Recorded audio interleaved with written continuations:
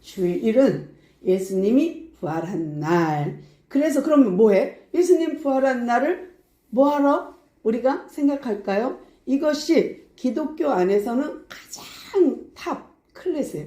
아주 탑 수준이에요. 최고의 최상급 수준이거든요. 그런데 이 안식 후 첫날 주일을 이들이 이렇게 예수님 무덤을 찾아가는 내용이거든요. 요것은 조금 있다가 우리가 이제 본문을 보고요. 오늘은 본문을 보기 전에 단어 몇 가지를 봐야 돼요. 어쩔 수 없이 봐야 돼요. 그래야 이 안식 후 첫날 주님 부활하신 날이 얼마나 중요한지를 알 수 있거든요. 그래서 할 수 없이 단어를 한번 단어 용해를 해야 되는데요. 여러분 부활하면 어떤 생각이 드나요? 죽었다가 며칠 동안 죽었다가 살아난 사람? 이런 간증 많거든요. 또 중환자실에 있다가 죽었다가 사형 선고 받았는데 살았다. 이런 거 많아요. 성경에도 있어요. 성경에도 수넴 여인의 아들이나 또 야이로의 딸이나 또 나사로나 이런 이야기를 통해서 우리는 죽었다가 살아난 이야기를 다 알고 있어요. 그러면 이들이 겪은 것은 죽었다가 살아났던 이 사건은 정말 부활이라고 말할 수 있을까요? 오늘 부활절이에요. 부활 그러면 죽었다가 살아나는 거예요. 그러면 성경 안의 인물 야이로의 딸이나 나사로나 이런 사람들은 정말 부활한 걸까요? 부활이란 단어를 쓸 수 있을까요? 아니요, 그렇지 않습니다. 그들은 기적을 체험했을 뿐이에요. 이 기적은 부활을 그냥 예표하듯 부활을 설명하는 정도에 그쳐요. 이것은 부활이라고 말하지 않습니다. 왜냐하면 부활은요, 사람이 죽었다가 살았어. 여기까지는 같을 수 있어요. 그렇지만 다시 죽으면 안 돼요. 그러면 안 되는 거예요. 부활은. 그런데 성경에 나오는 야이로의 딸이나 또 이렇게 나사로나 이런 사람들은요, 죽었다가 예수님 살려줬어. 그런데 그 다음 사건은 뭐예요? 언젠가 또 죽어요. 사람을 죽는 것은 정한 이치예요. 한 번은 반드시 죽게끔 돼 있어요. 근데 기적적으로 살아났지만 또 죽어요. 어쩔 수 없어요. 이것을 가지고 우리는 부활이라고 말하지 않습니다. 단 유일하게 딱 한 사람 예수님만이 우리는 부활이란 단어를 사용하지요. 타 종교에서는 부활이란 단어를 쓸 수가 없어요. 감히 못 쓰는 거죠. 기독교 안에서만 부활이라는 단어가 있고 이 부활을 우리에게 정말 중요한 단어예요. 우리를 보고 기독교인들, 그리스도인들을 보고 뭐라고 말하냐면 부활의 종교야 이럴 정도예요. 또 기독교를 보고 체험의 종교야 이렇게 말도 해요. 그 이유는 그만큼 기적이 있고 또 그만큼 체험이 많다 이렇게 보시면 됩니다. 그래서 우리가 느끼는 이 부활, 우리가 알고 있는 이 부활은 너무 미약하기 그지없어요. 단 죽었다가 중환자실에 있다가 살아났다 이 정도는 부활도 끼지를 못해요. 그건 부활이 아닙니다. 그런데 이렇게 예수님께서 성경 안에서 죽은 지 사흘 만에 부활한 사건을 오늘 우리가 기념해서 지키는데요. 오늘 우리 부활절을 지키잖아요. 그런데 이 그 부활은 거기서 끝이 아니라는 거예요. 부활로 끝나면 안 돼요. 그럼 또 뭐가 있어야 될까요? 그 주님이 죽었다가 십자가에서 죽었다가 장사 지낸 바 되었다가 사흘 만에 다시 살아나셨어. 와, 이것만으로도 대단하죠. 이것만으로도 대단합니다. 맞습니다. 기독교는 이거 빼면 시체예요. 그러니까 이거 빼면 안 돼요. 부활을 빼면 절대 안 돼요. 그러나 오늘은요, 부활을 넘어 거기까지 가야 돼요. 부활을 넘어 다음 단계까지 가지 않으면 안 되는 거예요. 근데 우리가 자꾸만 뭐만 생각해요? 십자가, 고난, 십자가 다 이루었다. 그래서 우리는 죄가 없어. 그래서 단순히 우리가요, 예수를 믿으면서 나 예수님 믿고 구원받게 해주셔서 감사합니다. 나 예수님 믿고 죄사함 받아 감사합니다. 여기서 머물면 안 돼요. 그 다음 단계가 부활신앙이거든요. 그러면 내가 예수님 믿고 구원받고 죄사함 받았고 나는 다시 살 것을 믿습니다. 거기까지도 끝나면 안 돼요. 부활해서도 끝나면 안 돼요. 우리가 사는 이 땅에서는 더 필요해요. 뭐가요? 성령 하나님이 필요합니다. 이 성령 하나님이 예수님이 십자가에 죽고 부활 승천하신 후에 보혜사 성령을 보내주지 않으시면 우리는 부활해서 끝나면 어떻게 이거는 안 되는 거예요. 여기는 문제가 생겨요. 안고 없는 찐빵처럼 뭔가가 빠진 거예요. 뭐가 빠져요? 성령님이 오시지 않으면 우리가 이 땅의 삶을, 성화의 삶을 살기가 힘들어요. 또 성령이 오시지 않으면 그 깊은 하나님의 뜻, 하나님의 의도, 하나님의 목적, 하나님의 나라가 이루어지질 않아요. 그러니까 하나님의 그 나라가 이 땅에 이루어지려면 우리는 그 부활 다음에 있을 그 사건, 성령 하나님이 우리 안에 임재하여 오시는 그 사건을 놓치면 안 돼요. 그래서 기독교는 챙길 게 많아. 단순히 내 죄 사한 거, 나 구원 받은 거, 내 병 고친 거, 이거에서 끝나면 안 돼요. 뿐만 아니라 그 주님이 십자가에서 우리의 허물과 죄로 죽었고 그의 찔림으로 우리가 나음을 입었고 여기서 끝이면 안 돼요. 그 다음 단계 그분이 죽고 부활하셨어요. 그리고 더 하나 성령으로 이 자리에, 성령으로 우리 안에, 성령으로 우리와 함께 하지 않으면 안 되는 게 문제예요. 그러니까 우리가 교회는 다녀요. 교회는 다니지만 성령의 임재, 성령을 받지 못해. 그러면 문제가 오는 거예요.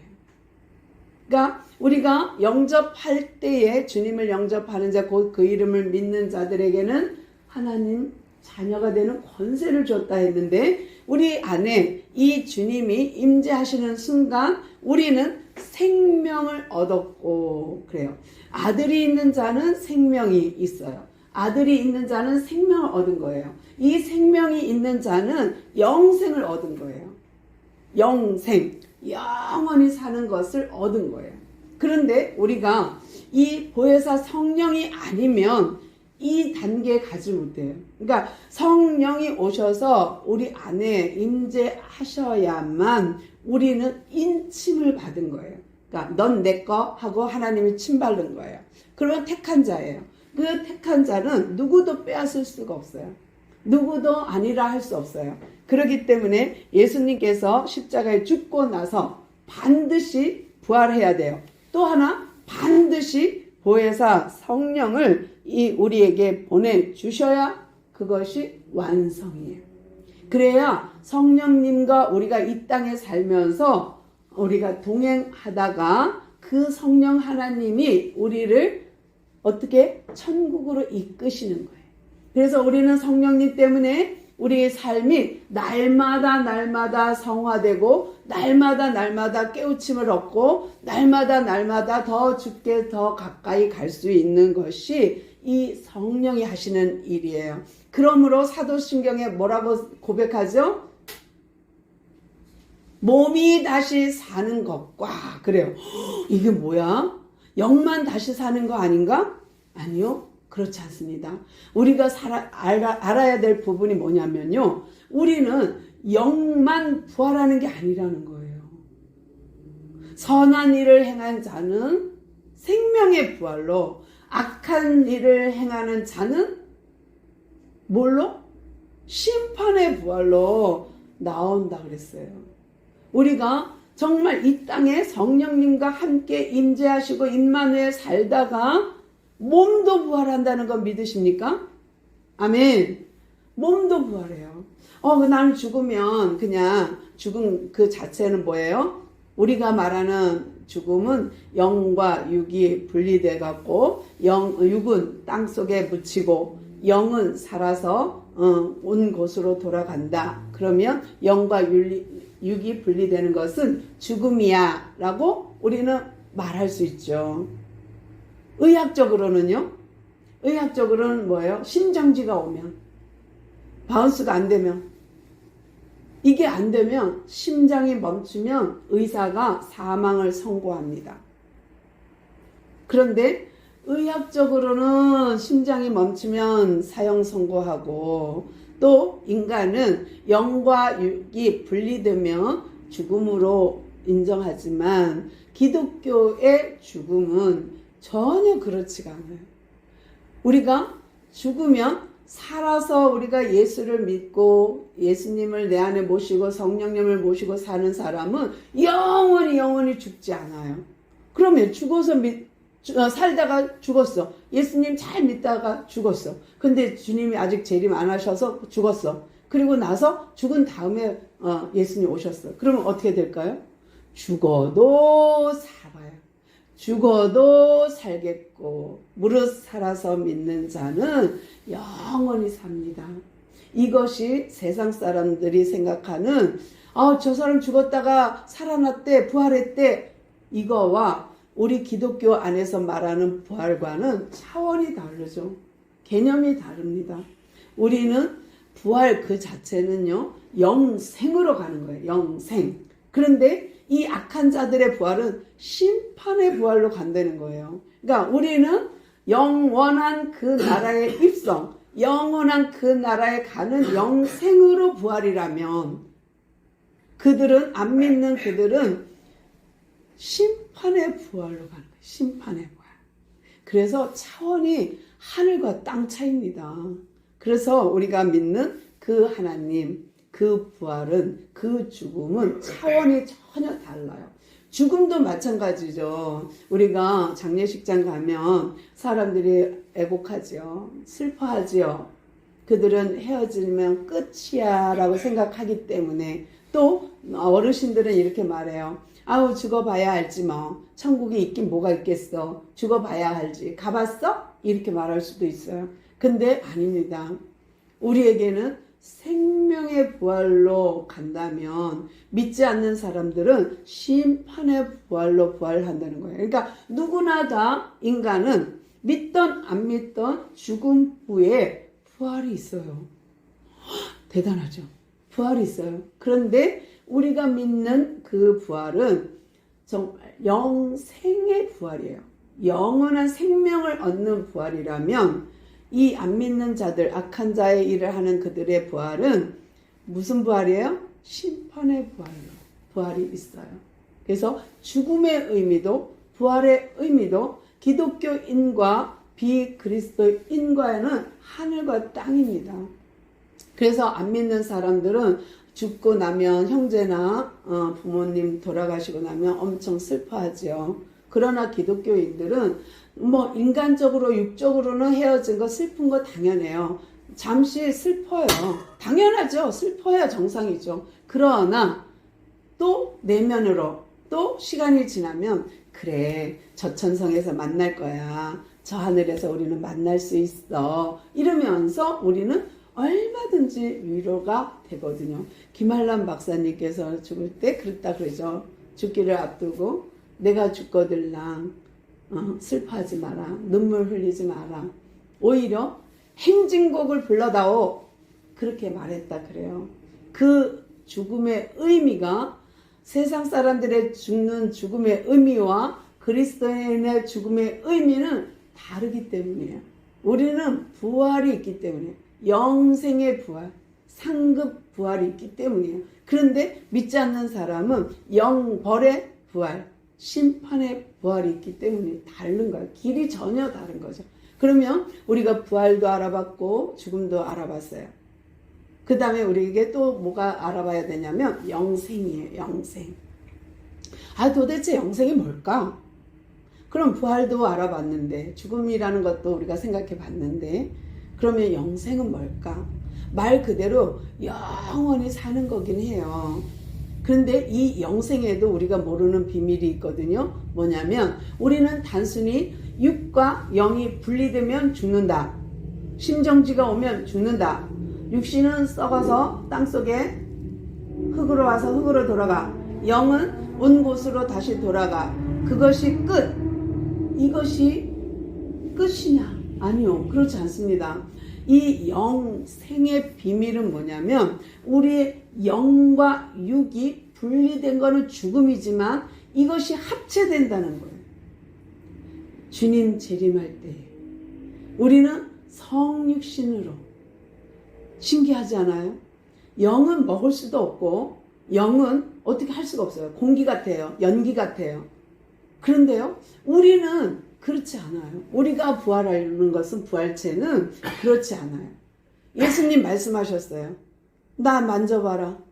영은 뼈와 살이 없지만 나는 있어.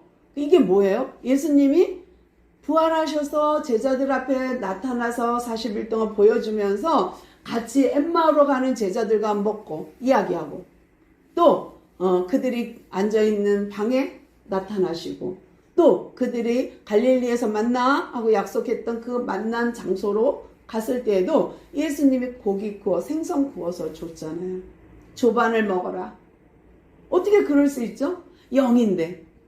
그 비밀이 뭐냐면 우리의 영생은요, 우리가 영생으로 죽고 부활해서 영생으로 갈 때에는 우리는 육도 함께 간다는 거예요. 만약에 안 믿는 자들이, 악한 자들이 부활했어요. 그러면 그들은 어떡할까? 그들은 영만 있을까요? 아니요, 그들도 똑같아요. 부활은 똑같아요. 단 기다리는 게 다를 뿐이야.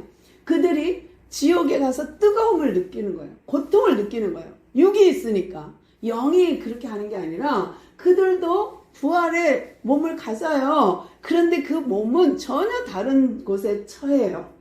전혀 다른 곳으로 가요. 믿는 자들에게는 천국이 예비되어 있다면 믿지 않는 자들에게는 지옥이 예비되어 있다는, 전혀 극과 극으로 달라진다는 거예요. 그러므로 오늘 부활절을 맞이해서 우리가 하나님 앞에 예배드리는 우리에게 기쁜 소식은 뭐냐면 우리는 영원한 나라의 이 육신의 부활과 영의 부활로 함께 그때에 참여한다는 거예요. 그 잔치 자리에. 또 하나는 뭐예요? 우리의 영생은 단 우리 땅에서 사는 것처럼 그렇게 노쇠하거나 시간이 제한되거나 강건하여야 7, 80이요 한 거, 그렇지 않아요. 영원한 시간표. 하나님이 만드신 영원한 카이로스 시간으로 들어가는 거거든요. 그런 게 달라요. 죽음이 다르고 삶이 달라요. 그러면 이제 마지막 하나 더 봐야 되거든요. 그러면 영생을 받은 우리는 이 땅의 삶이 어때야 하느냐예요. 이 땅의 삶이. 그러면 우리는 죽어 부활 말고 이 땅에서 영접한 우리, 이제 정말 영원으로 부활하기 전 이 땅의 삶은 어떻게 해야 되느냐면 이 성령 하나님이 우리 안에 계심으로 성령 인도 받을 뿐만 아니라 이 영이 충만함으로 우리가 이 땅에 살 때에 그 하나님을 누릴 수 있는 거예요. 다시요. 어떻게 표현해야 될까요?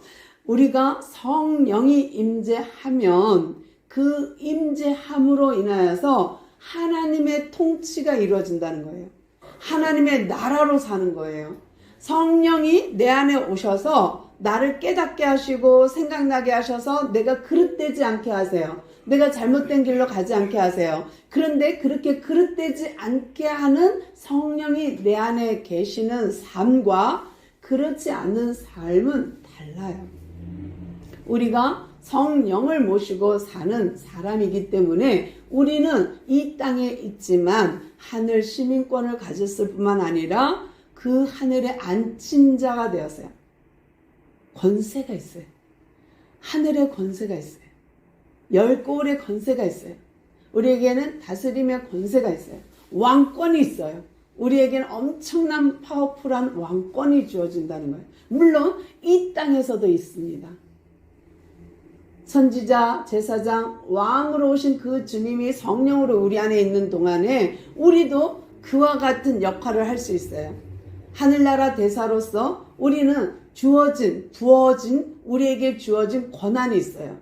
대사의 권한, 제사장적인 권한, 왕적인 권한, 선지자적인 권한이 우리 안에 있는 거예요. 이것이 십자가를 통하여서 우리에게 왔다는 거예요. 오늘 부활의 주님이 이 십자가를 져주고 부활하지 않았으면 이 권한이 우리 안에 안 와요. 근데 이 권한을 가지고 누가 와요? 성령이 와요. 그러니까 그 성령이 우리 안에서 우리에게 제사장적, 왕적, 선지자적 권한을 부여하고 있는 거예요. 그러므로 우리는 오늘 이렇게 부활에 대해서 또 죽음에 대해서 영생에 대해서 또 영생하는 그리스도인이 이 땅의 삶을 오늘 이렇게 잠시 단어 설명을 해드렸습니다. 그러면 이제 본문으로 들어가야겠죠. 아유, 너무 늦었나요? 그래도 괜찮습니다. 조금만 볼게요. 본문은 짧게 보겠습니다. 우리 누가복음 24장 1절부터 12절이 본문 범위예요. 그런데 우리가 읽은 것은 12절을 읽었습니다. 그런데 오늘 첫 절부터 1절부터 한번 차례차례 보면서 읽으면서 제가 보여드릴게요. 24장 1절부터 12절을 다 볼 건데요. 안식 후 첫날 새벽에 이 여자들이 준비한 향품을 가지고 무덤에 가서 그래요.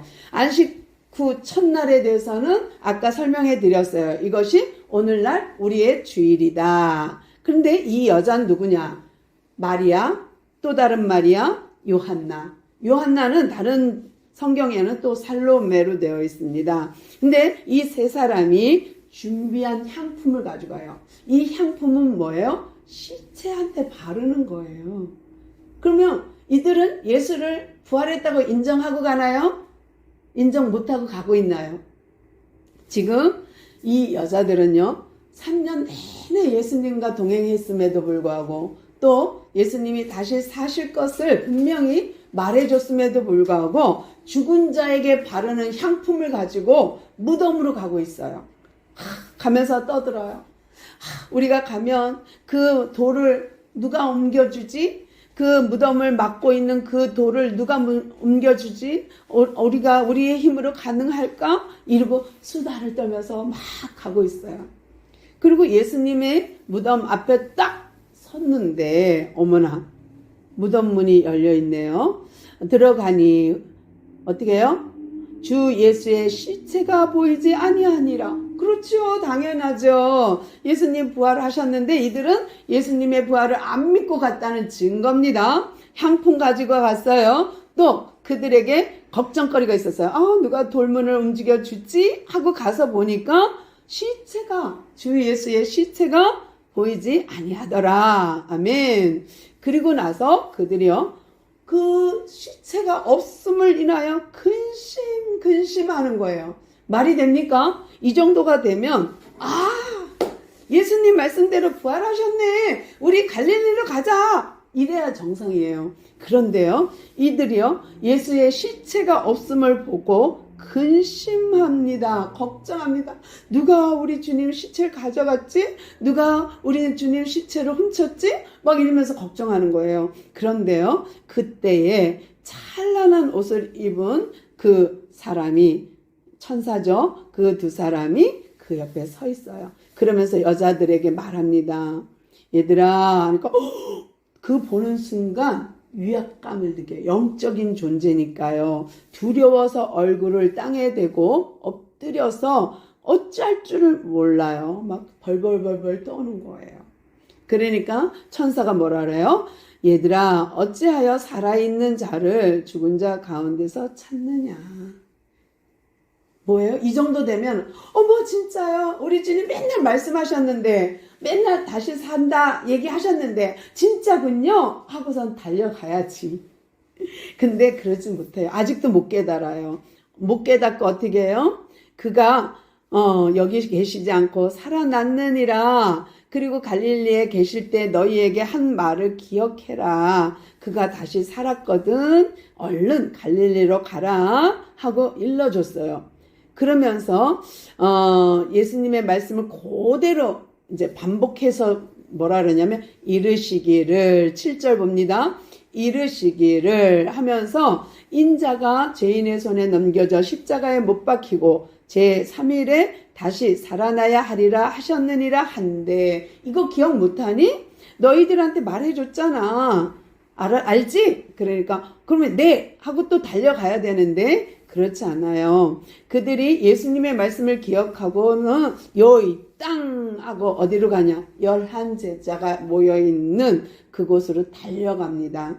또 다른 복음서에서 보면 이 말을 듣고 요한과 베드로가 달리기를 해요. 근데 요한은 아무래도 젊고 베드로는 나이가 많고 그러다 보니까 달리기를 해서 막 먼저 요한이 무덤에 가지만 들어가진 않고 기다려줍니다. 그리고 뒤늦게 베드로가 달려와서 안을 들여다보니 천사가 있었어요.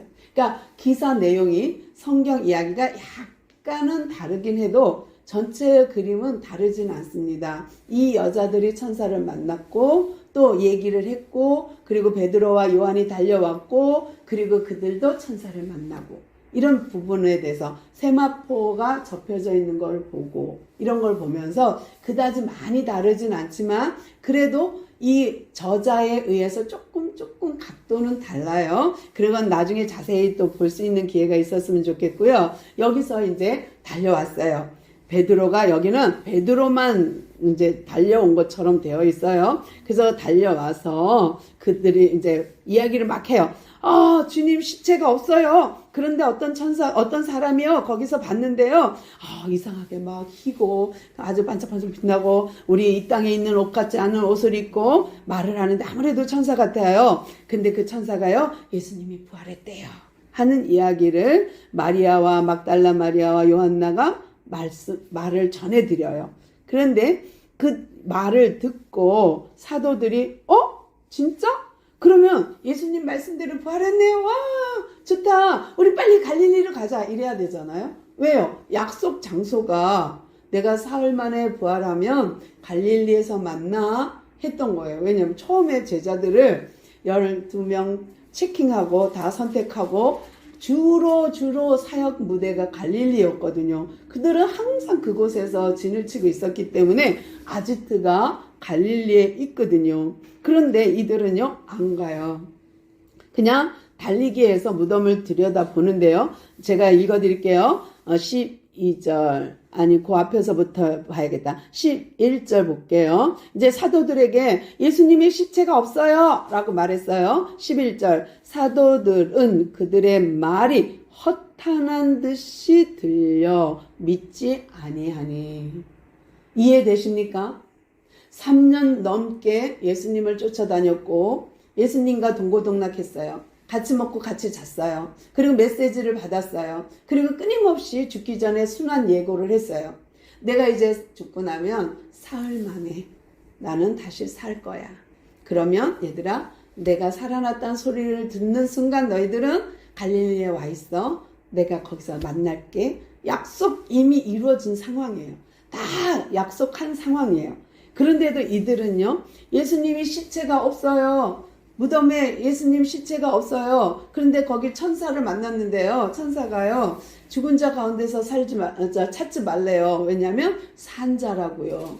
그래서 살아있는 자를 왜 죽은 사람 가운데 이 무덤 속에서 찾니? 하고 말하셨어요. 그러면 맞아. 예수님이 그렇게 했어. 우리 빨리 갈릴리로 가자. 이래야 정상한데 안 그래요.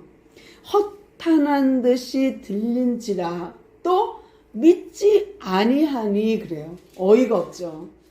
수장 베드로예요.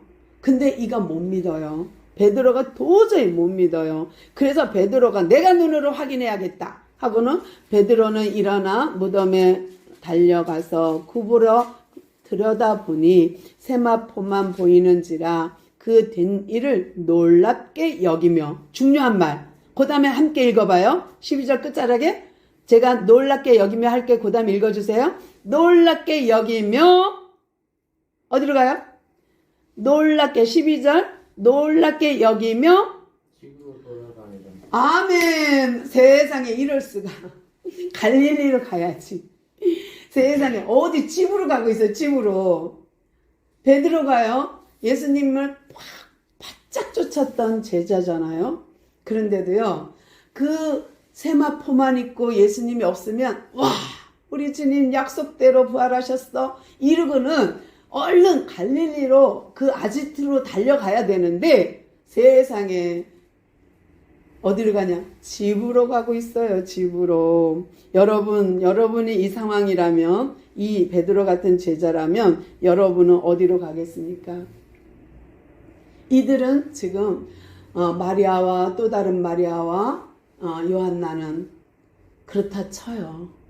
여자들이고 수제자도 아니고 예수님과 동고동락도 안 하고 강의만 열심히 듣고 예수님의 설교만 듣고 쫄쫄쫄쫄 따라다니면서 메시지만 받은 사람들은 그래도 그렇다고 용서를 하고 그 정도로 넘어가겠어요? 근데 베드로와 요한은요. 어떻게 집으로 가요? 어떻게 하나님이 약속한 예수님이 약속한 그 장소로 가지 않고 어떻게 집으로 갈 수 있냐고요. 여러분 이해되세요?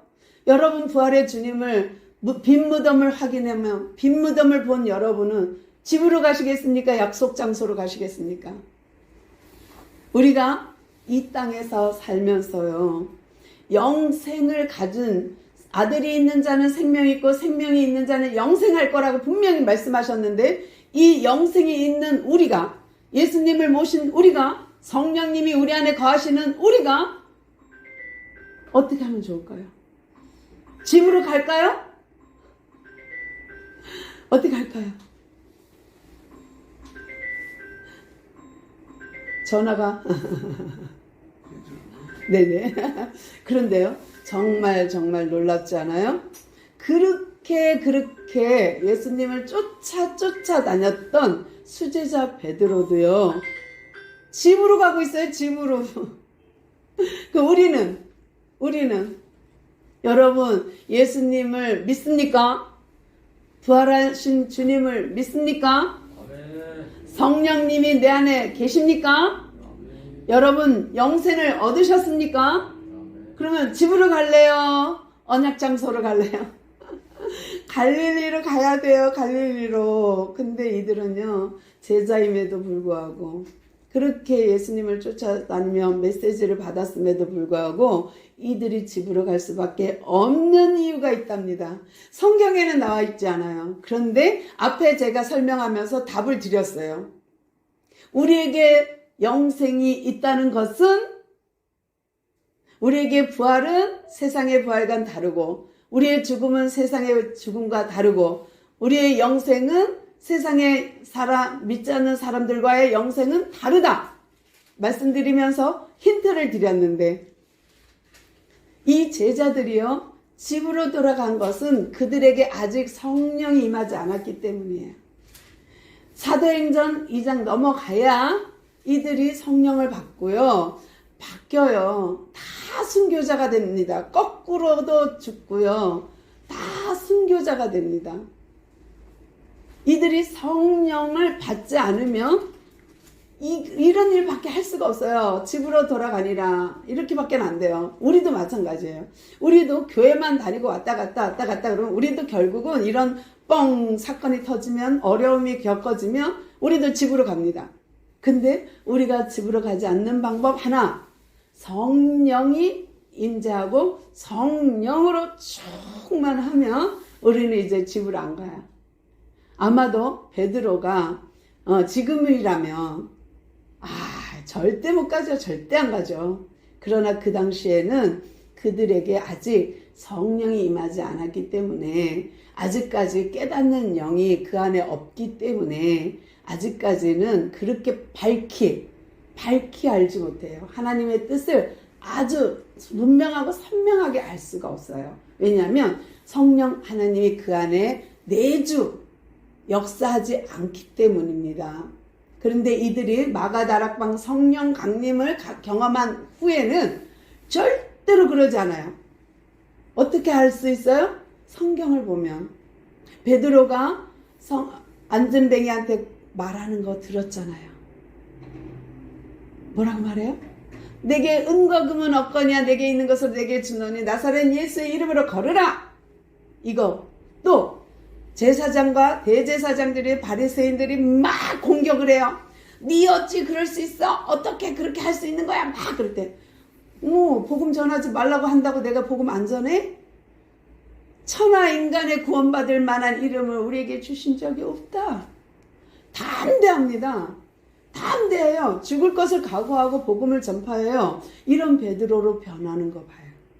그건 성령이 있기 때문이에요. 우리도 지금 신앙생활을 해요. 교회는 다녀요. 예수님 말씀은 들어요. 그러나 집으로 돌아갈 수 있다. 얼마든지. 왜? 어떨 때? 성령이 충만하지 않으면. 성령이 내게 없으면 우리는 결국은 집으로 돌아갑니다. 오늘 정말 부활절날 체험의 종교요, 부활의 종교인, 기독교인, 그리스도인인 우리가 정말 성령의 충만함을 입어서 집으로 돌아가지 않고 약속의 장소로 갈릴리로 갈 수 있는 우리 모두 되기를 소망합니다. 또 이러한 새 생명을 얻고 성령을 받은 여러분을 축복합니다. 오늘 여러분은 하나님의 은혜를 입은 자요, 영생을 얻은 자요, 복 받은 자인 줄로 믿습니다. 예, 기도하겠습니다. 하나님 감사합니다.